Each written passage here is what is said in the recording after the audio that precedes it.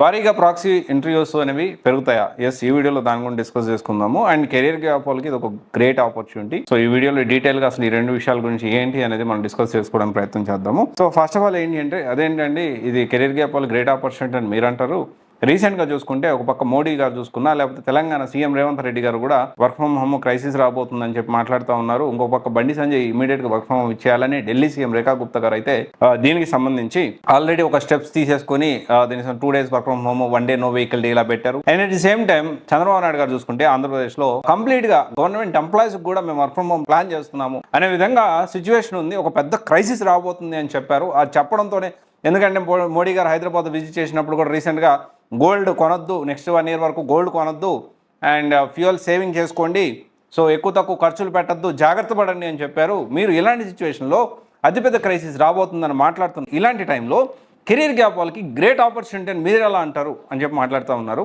ఎందుకు ఇలా చెప్తున్నాను అంటే, ఫస్ట్ ఆఫ్ ఆల్ ఏంటంటే కెరీర్ గ్యాప్ వాళ్ళకి నాన్ ఐటీ నుంచి ఐటీలోకి రావాలనుకునే వాళ్ళకి, ఇన్ని రోజులు గవర్నమెంట్ జాబ్ ప్రిపేర్ అయ్యి ఇప్పుడు ఐటీలోకి రావాలనుకునే వాళ్ళకి ఇప్పుడు వర్చువల్ ఇంటర్వ్యూస్ అనేవి పెరిగే ఛాన్సెస్ ఉన్నాయి. There is a connection. మనం స్టార్టింగ్లో మాట్లాడాం కదా, భారీగా ప్రాక్సీలు అంటే చాలామంది వర్చువల్ ఇంటర్వ్యూస్ పెరిగాయి కదా, భారీగా ప్రాక్సీలు జరుగుతాయి అని చెప్పి ఇప్పుడు ఆల్రెడీ కొంతమంది కొత్త ఇన్స్టిట్యూట్ ఓపెన్ చేసే ప్లాన్లో ఉన్నారేమో. అండ్ కెరీర్ గ్యాప్ వాళ్ళు కూడా ప్రాక్సీలు బాగా పెరుగుతాయి కాబట్టి అర్జెంట్గా జాబ్. ఇక్కడ పాయింట్ ఏంటి అంటే, అఫ్ కోర్స్ వర్చువల్ ఇంటర్వ్యూస్ పెరుగుతాయి, కానీ వర్చువల్ ఇంటర్వ్యూస్ ఇంతకు ముందులాగా ఏదో వేగ్గా అయితే జరగట్లేదు.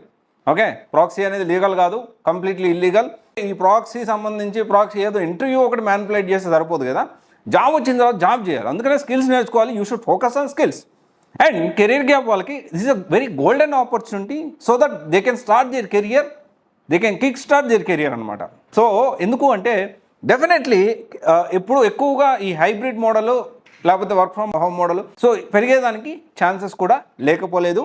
కంపెనీస్ అయితే కొంచెము ఈ విషయంలో ఇంకా డెసిషన్ అయితే తీసుకోలేదు. ఒకవేళ డెసిషన్ తీసుకుంటే డెఫినెట్లీ అప్డేట్ వస్తుంది. అందుకని ఇప్పుడున్న సిచ్యువేషన్లో వర్చువల్ ఇంటర్వ్యూస్ పెరుగుతాయి కాబట్టి ప్రాక్సీలు కూడా పెరుగుతాయా అంటే ఏమో చెప్పలేం. కానీ ఒక విషయం అయితే చెప్పగలుగుతాం, కెరియర్ గ్యాప్ వాళ్ళకి నాన్ ఐటీ నుంచి ఐటీలోకి రావాలనుకునే వాళ్ళకి గవర్నమెంట్ జాబ్ ప్రిపేర్ అయ్యి ఇప్పుడు ఐటీలో కెరియర్ స్టార్ట్ చేయాలనుకున్న మాత్రం మంచి golden opportunity. Don't miss it. Right course select చేసుకోండి. ఎంత కెరియర్ గ్యాప్ ఉన్నా ఇప్పుడు మీరు జాబ్ తెచ్చుకోవడానికి అవకాశం ఉంటుంది. ఇప్పుడు కాకపోతే ఇది ఒక ఆపర్చునిటీ, ఇప్పుడు కాకపోతే ఇంకోసారి అయితే కష్టం అవుతుంది.